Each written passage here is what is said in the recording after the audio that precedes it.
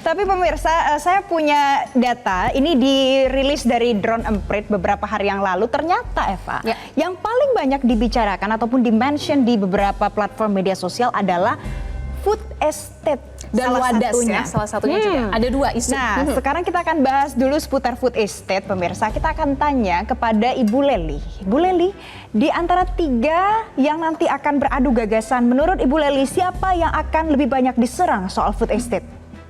Kalau food estate pasti Prabowo.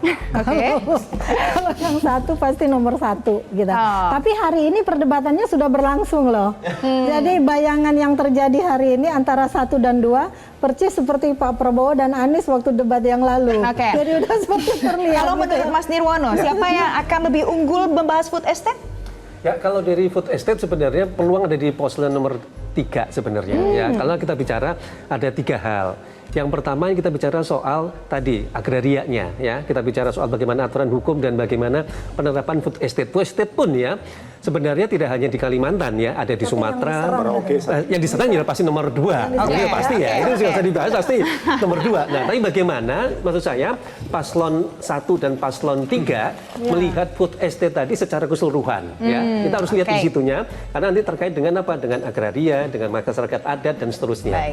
Nah, bagi paslon 2 tentu harus mempunyai strategi kan, bagaimana dalam tanda petik tadi food estate yang dibahas bicara soal ketahanan pangan secara keseluruhan ya, itu kan nggak hanya sekedar pangannya tapi ancaman kelaparan misalnya terus bagaimana lahannya begitu kan, bagaimana nanti setelah food estate tadi akan dikembangkan umpamanya nih siapapun yang kepilih food estate itu mau kemana, mau diapakan, apalagi ada lahan ratusan ribu hektar. Mau kemana, mau diapakan Mas Billy food estate?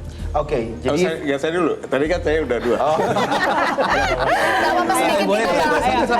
Kita bahas dulu ke Mas Billy karena ini paslon 2 yang berpotensi ya akan diserang terkait dengan food estate. Jadi food estate itu kan proses yang jangka panjang. Kayak kalau kita membangun rumah itu satu persatu prosesnya butuh 2-3 tahun untuk melihat dampak dari apa yang dikerjakan sekarang. Karena kalau kita bicara untuk menanam dan membuka sebuah lahan itu prosesnya dimulai siklusnya daripada pembukaan ekskavasi, pembersihan, kemudian top soil conditioning. Top soil conditioning itu maksudnya permukaan tanah dikondisikan, kemudian diinjeksi unsur hara, kemudian diuji coba, ditanam, pelatihan petani agar kita melibatkan lebih banyak lagi, komplit sampai dengan panen dan kemudian hilirisasi daripada hasil panen tersebut. Itu butuh 2-3 tahun. Jadi tidak fair kalau kita melihat sebuah proses yang sudah sedang berjalan itu adalah gagal atau berhasil apabila prosesnya masih berlangsung. Ditambah, jangan lupa ditambah tahun 2020 terjadi restrukturisasi anggaran di mana prioritisasi anggaran diarahkan untuk penanganan COVID-19. Menurut Mas Billy butuh dan leading proses sektornya adalah Kementerian Pertanian. Jadi boleh dibukakan berapa banyak anggaran yang telah turun ke Kementerian Pertahanan untuk program FTS. Silakan di Mas Billy, menurut Anda ini butuh proses untuk dinilai. Jelajahi cara baru mendapatkan informasi. Download Metro TV Extend sekarang.